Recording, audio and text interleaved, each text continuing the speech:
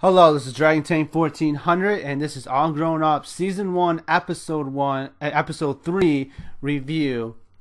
The episode title is Bad Kimi. Now, before I get into the review, I'd like to say that All Grown Up does a really good job with the background noise. It creates like an atmosphere without distracting from the episode and what's going on.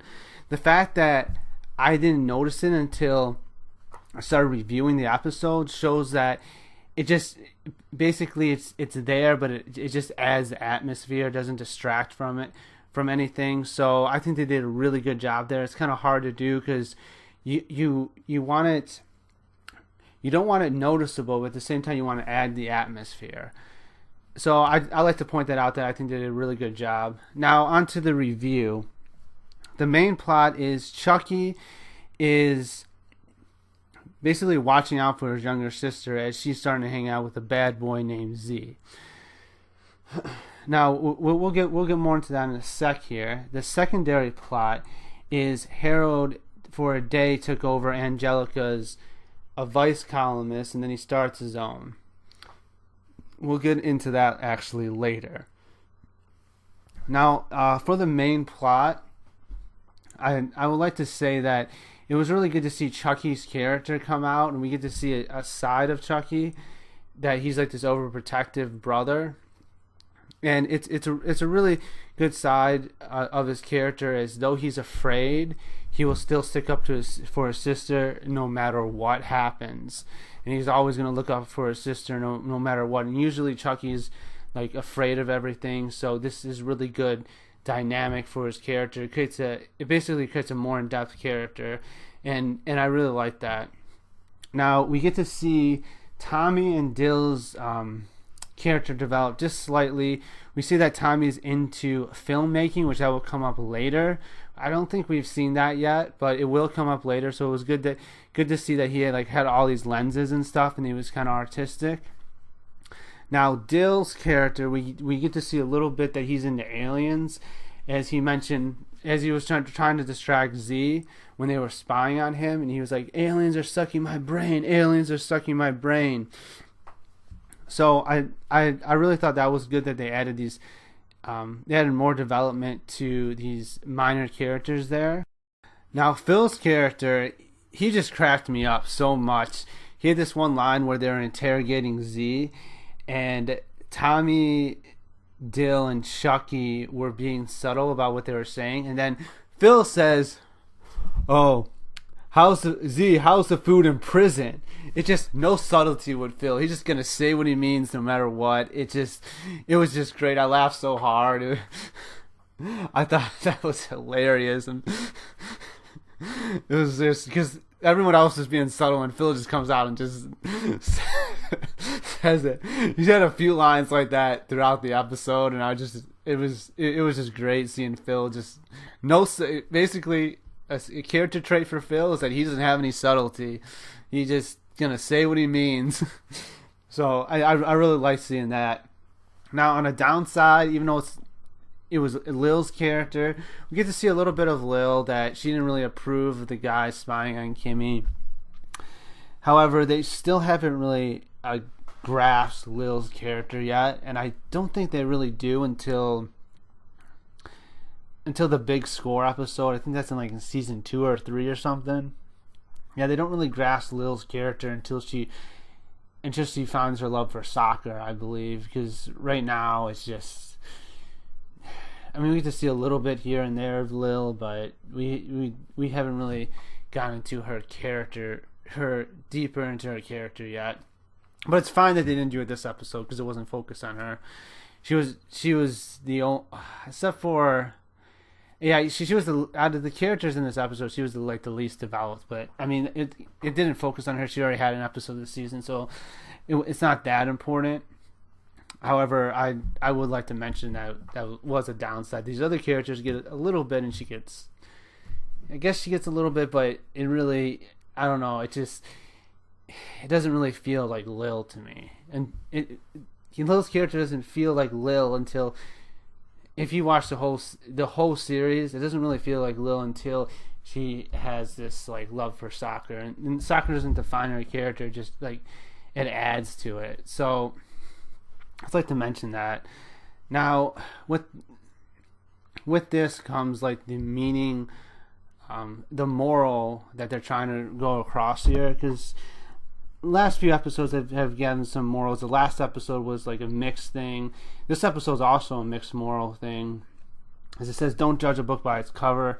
But at the same time, like from a Christian perspective, we're really not supposed to judge a book by its cover. But at the same time, we still have to be like cautious. Like if you're like walking down the street at night and you see someone suspicious, is it judging a book by its cover that you just kind of walk the other way? Because there are shady people out there, and what Kimi did was go out at night with a guy she just started hanging out with, and his dad at night and with a big truck. It's kind of, I mean, they give a good point last episode. Susie's sister, I can't remember her name right now, but Susie's older sister said, like, you to Susie, oh, you just hang out with this person you don't even know and do whatever she says, and she could have took it a lot further than she did. The same can be said here, like, so it was almost like they were trying to balance that out, but at the same time, I don't think it works here. Now, if they made Z less suspicious than he was, and the fact that he wasn't really that foregoing. He was a little shy and everything, but he wasn't really that foregoing to like get to know others and stuff like that. So I don't know. I'm not gonna really talk much about Z's character just because I know that after season 1 we're not gonna see him anymore. However, he is an interesting character. He has like 2 different sides to him, and it was good them showing that, but at the same time, I like the moral, not judging a book by its cover, but at the same time, you're not supposed to do what Kimi did. Like, that's some shady stuff. So, and they almost, like last episode, one of the morals with Susie was not to do that. So, at the same time, like, Kimi should have hanged out with Z. If she was going to hang out with Z, she should have brought someone with her that she knew. That's my point on it. I'm not going to say anything else on that. Now, onto the side plot, which I enjoyed more, actually, than the main plot, because of that inconsistency that I was just talking about. However, I will have to say one negative about it, and that's we don't get to see Angelica and Harold's friendship or relationship or whatever before. We just kind of get into Harold taking over Angelica's what do they call that, a vice columnist, and Harold's really good at it, but at the same time he cares too much. Angelica doesn't, so we do get to see a different side of we get to see Angelica's character, that she's like hard on the outside and the inside, even though she said only on the outside. And we get to see Harold's character develop a little more, that he really is caring. And we also get to see Susie kind of play Harold against Angelica, which is, you may say, oh, that's not according to Susie's character, but it actually is. Susie and Angelica balance each other out amazingly well. I'm just going to call them, they have like a sisterly rivalry going on. And I mentioned this last episode too, so I won't get that much. I actually get in a little more detail, maybe. They compete, singing being one of them, but they're always competing, but at the same time, when stuff goes down really bad for them, they'll be there for each other. Now, they do this plot a lot, but it works so well because those two characters, like Susie's the good girl, Angelica is like the bad girl, but at the same time, you get to see a little bit of Angelica in Susie as she's trying to compete with Angelica, and you get to see a little bit of Susie in Angelica when she actually does good things. So those two characters really balance each other out extremely well, and I do like to see their dynamic of their, like I said, I'm just going to call it a sisterly rivalry going on between those two.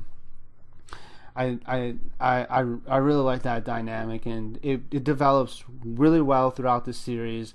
and we get to see Angelica's character go from just this mean, manipulative teenage girl to someone who is still those things, but at the same time will do the right thing from time to time, and does actually care for her friends. So I really do like that dynamic that they developed there, and for that reason, and Phil's line I mentioned earlier, that just cracked me up so much when he said to Z, he said, Z, how's the food in prison? I cracked up so much because of those two things. I'm gonna give the episode,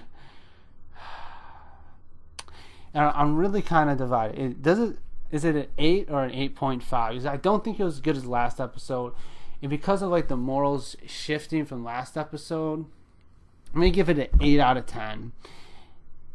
For that reason, and for the fact, I guess I don't think I mentioned this, that Kimi really didn't get developed this episode, even though the episode was named Bad Kimi. Her character really wasn't developed at all. She got the least development besides Lil, and Lil just got the worst. So they're really having a hard time grasping Kimi and Lil's character at this point, I feel. So because of now Lil's character not developing this episode doesn't no points against it, no points for it, but no points against it. Kimi, since the episode's named Bad Kimi, not really getting that much development in this episode. She's like a one-dimensional character at this point. It loses a point, so it would have been 9 out of 10. Now it's 8. Now it's 8 out of 10. So that's my review for the episode. I hope you guys enjoyed the review. Thank you for watching. See you guys in the next one. Bye.